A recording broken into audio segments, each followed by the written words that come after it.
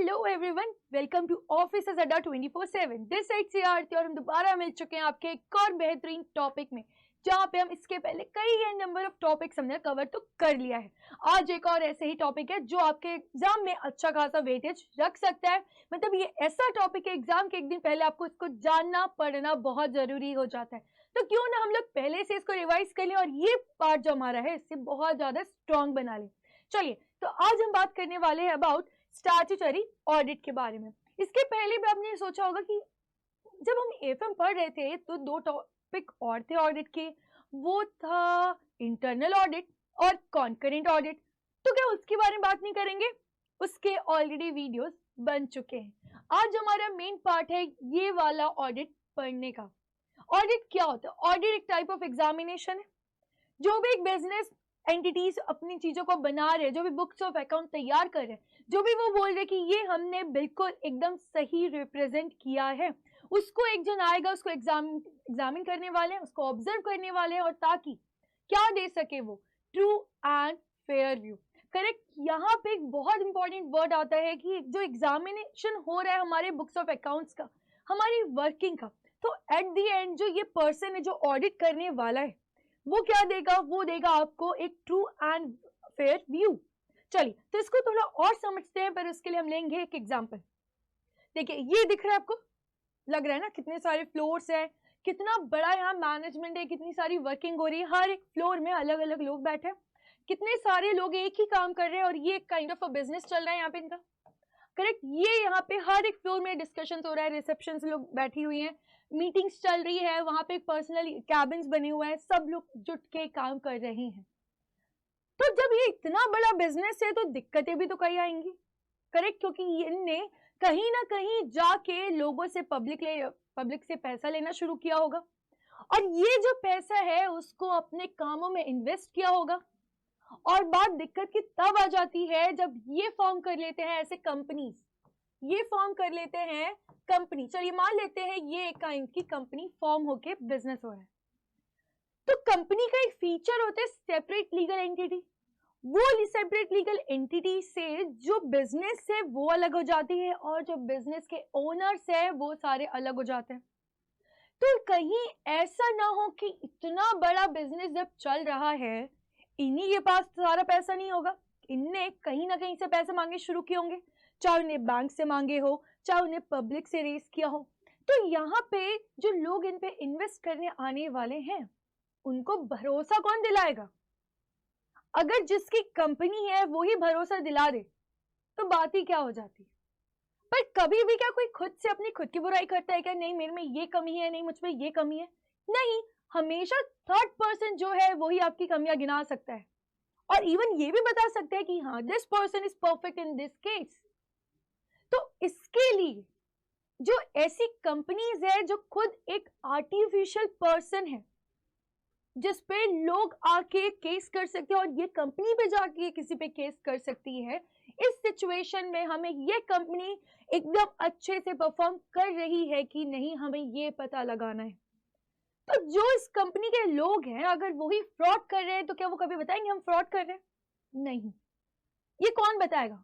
या तो वही अंदर जो एम्प्लॉइज है, अगर उनको पता चल रहा है और वो एकदम सत्यवादी काइंड ऑफ है तो वो बता देंगे, रेस कर लेंगे अपनी वॉइस।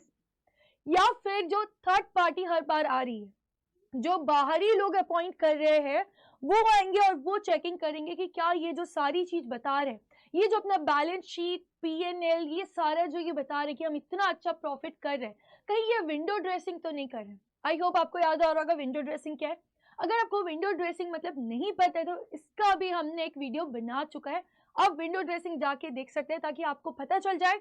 एग्जाम में वो नाम से भी आपको क्वेश्चन मिल सकता है। स्पेसिफिकली वर्ड होता है विंडो ड्रेसिंग, जिसका मतलब हो जाता है, थोड़ा शॉर्ट में बता देती हूँ, जहां पे हम अच्छा दिखा रहे हैं, हम चीजों को ओवरव्यू में दिखा रहे हैं कि हम बहुत अच्छे हैं जबकि पीछे हमारी बहुत सारी खराबियां हैं, हम पर्दा डाल के अपनी कमियों को छुपा रहे हैं। तो ये सारी चीजें कहीं ये बिजनेस में लोग ना कर रहे हैं, क्योंकि अल्टीमेटली पैसा बाहरी लोगों का आ रहा है, अब चाहे पब्लिक का आए चाहे बैंक का आए। तो टाइम टू टाइम यहाँ पे गवर्नमेंट ने बोला कि ऐसी कंपनीज कहीं फ्रॉड करके लोगों के पैसे लेके भाग ना जाए, करके इनका ऑडिट होना कंपलसरी हो जाता है। इनके लिए ऑडिट एक बहुत कंपलसरी पार्ट होता है। कंपलसरी मतलब हर साल इन्हें एक किसी थर्ड पार्टी, जो कि हमारे चार्टर्ड अकाउंटेंट्स होते हैं, वो आएंगे और यहाँ पे वो ऑडिट करके जाएंगे। जो भी अपने बुक्स प्रिपेयर कर रहे हैं वो सारी चीजों को ऑब्जर्व करेंगे, एग्जामिन करेंगे, वो बनाएंगे नहीं। जो बाहर से सीए आने वाले हैं वो यहाँ पे आके एज अ ऑडिटर है। They are not in a finance department की वो बैठ के अपने अकाउंट्स तैयार कर रहे हैं किसी कंपनी के, करेक्ट? क्योंकि यहाँ पे अगर उन्हीं ने अकाउंट्स तैयार कर दिया तो फिर मतलब ही क्या रहा ऑडिट करवाने का। तो गवर्नमेंट कहती है कि जितनी भी इंडिविजुअल कंपनीज होती है और जो भी प्रेस्क्राइब्ड लोग हैं, अगर वो एक लिमिट से ज्यादा कमा रहे हैं, अर्न कर रहे हैं, तो उनको कंपलसरी हो जाता है स्टार्ट ऑडिट करवाना। तो यहाँ पे भी स्टार्ट ऑडिट के लिए थर्ड पार्टी आएगी। जैसे ही यहाँ पे एक ऐसा ऑडिटर आएगा, करेक्ट, और ये फिनेंशियल स्टेटमेंट्स, हमको पता है फिनेंशियल स्टेटमेंट्स में क्या क्या चीजें कवर होती है, बैलेंस शीट, पीएनएल, इक्विटी, उसके बाद अपने कैश फ्लो स्टेटमेंट्स और आखिरी में नोट्स आते हैं। तो ये सारी चीजें तो है जो बाहरी लोग आके देखेंगे, तभी तो वो ऐसी कंपनीज को पैसा देंगे। अगर वही चीज इनने खराब कर दी, भटका दी, विंडो ड्रेसिंग कर दी, तो क्या होगा, फ्रॉड होना शुरू हो जाएंगे। वो फ्रॉड को कम करने के लिए कंपनीज में क्या होता है, ऑडिट होता है। यहाँ पे देखिए कैसे ये जो कंपनी का इंसान है, जो यहाँ पे एम्प्लॉय है, यहाँ पे जो भी एक टॉप लेवल मैनेजमेंट है, वो कैसे घबरा रहे हैं। अगर ऐसा कोई इंसान घबरा रहा है तो मतलब कुछ ना कुछ तो गड़बड़ी करी है, और उसका अभी जो पूरा भांडा है वो फूटने वाला है। वो किसकी हेल्प से होने वाला है, वो होने वाला है ये हमारे ग्रीन कोट ऑडिटर की हेल्प से। बिकॉज ऑफ हिम ये आके देखिए कैसे पूरा ऑब्जर्व कर रहे हैं। He is not making the books of accounts, financial statements, he is just observing it, examining it, examine कर रहे हैं कहीं कुछ गड़बड़ी तो नहीं। क्योंकि ये जो डॉक्यूमेंट्स है, फाइनेंशियल स्टेटमेंट्स, ये एक्सटर्नल जो हमारे लोग होते हैं उनके लिए, हमारे स्टेक होल्डर्स के लिए बनाई गई है। स्टेक होल्डर्स में गवर्नमेंट आ रही है, शेयर होल्डर्स आ रहे हैं, पब्लिक आ रही है, उनके खुद के एम्प्लॉयज आ रहे हैं, कुछ लोकल जो सोसाइटी है वो आ रही है, हर लोग आते हैं जो कंपनी के बाहर के हो जाते हैं, और कुछ हमारे कंपनी के भी इन्वॉल्वमेंट में हो जाते हैं। अब टॉप लेवल मैनेजमेंट फ्रॉड कर रही है तो बेचारे लोअर लेवल को थोड़ी ना पता होगा कि वो फ्रॉड करने वाले हैं, करेक्ट? तो ये सारी सिचुएशन ना हो करके एक ऑडिटर हर बार आएगा और यहाँ पे ऑडिट परफॉर्म करके जाएगा। ये जो ऑडिटर है ये इंडिपेंडेंट ऑडिटर है। ये कैसा ऑडिटर रहेगा, इंडिपेंडेंट, मतलब ये किसी भी लोगों से इफेक्ट नहीं होने वाला। ये पूरा थिंक ऑफ जो भी इसका माइंड है वो पूरा क्लियर करके आएगा कि मुझे यहाँ पे एक fair, true and fair view देना है। देखिए एग्जाम में आपको दो ऐसे लाइन है जिससे आपको कंफ्यूज कर सकते हैं एग्जामिनर कि ये जो ऑडिटर है वो क्या करता है। वो आपको दे सकते हैं ऑप्शंस में true and fair view, and next दे सकते हैं ट्रू एंड करेक्ट व्यू। तो याद रखिए कि कोई भी बिजनेस में ऐसा नहीं हो सकता कि कुछ भी खतरा ना हो। रिस्क हर एक बिजनेस में है, करेक्ट? और यहाँ पे ये पूरी चीजों को बैठ के एक एक चीज को नहीं देख रहा है, ये एग्जामिन कर रहा है, ये ओवरव्यू ले रहा है। तो यहाँ पे जब एग्जामिनर, ये सॉरी जो ऑडिटर है, ये जब अपना ऑडिट करके देगा अपनी रिपोर्ट, जो हम लोग कहते हैं ऑडिट रिपोर्ट, उस टाइम पे वहां पे ट्रू एंड फेयर लिखा जाएगा, ना कि ट्रू एंड करेक्ट। क्योंकि यहाँ पे जो ऑडिटर है वो केवल और केवल एक रीजनेबल बेसिस पे दे सकता है, एब्सोल्यूट नहीं।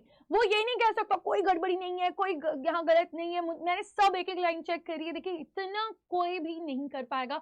अब मान लीजिए अंबानी का बिजनेस बहुत बड़ा है, वो वहां पे इतना बड़ा काम कैसे हो पाएगा भाई, क्योंकि टाइम लिमिट है ना, साल भर में इतने ट्रांजेक्शंस हो रहे हैं। तो दो यहाँ पे एक मटेरियलिटी डिसाइड करी जाती है कि अगर उस लेवल के ऊपर कुछ मटेरियल ट्रांजेक्शंस में कुछ इफेक्ट हो रहा है तो उन्हें जरूर पूरा इवेल्युएट किया जाता है। बट अगर वो इतना मटेरियल नहीं है तो उसे छोड़ दिया जाता है। हमने मटेरियलिटी क्या होता है ये भी जाना है। तो ये सारी चीजें होती है हमारे ऑडिट में, करेक्ट? आई अब थोड़ा सा पढ़ लेते हैं यहाँ पे स्टैट्यूटरी ऑडिट में। स्टैच्यू मतलब होता है मैंडेटेड और कंपल्सरी।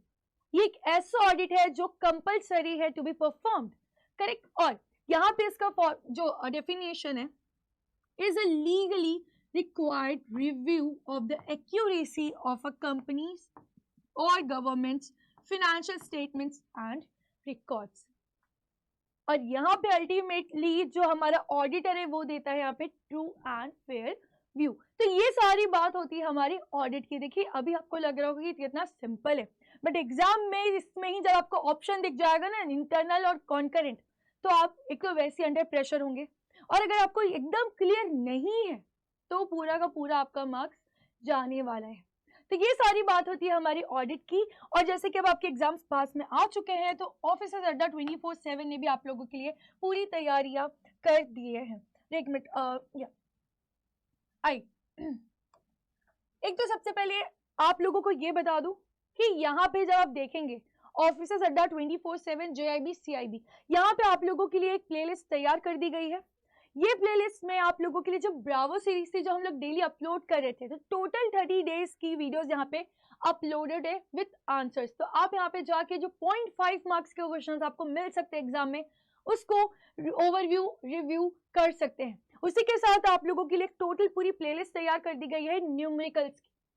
जो न्यूमेरिकल्स आपको एग्जाम में पूछने वाले हैं उसके छोटे छोटे वीडियोस है, ताकि आप स्पेसिफिक कोई न्यूमेरिकल टॉपिक में कंफ्यूज है, आप यहाँ पे आके उसे क्लियर कर सकते हैं. इसी के साथ आप लोगों के लिए जो 10 मिनट्स कॉन्सेप्ट शो है, हमने इसके पहले अराउंड 70+ वीडियोस कर चुके हैं, और यहाँ पे आपको सारे के सारे कॉन्सेप्ट वीडियोस हर चीज अवेलेबल है.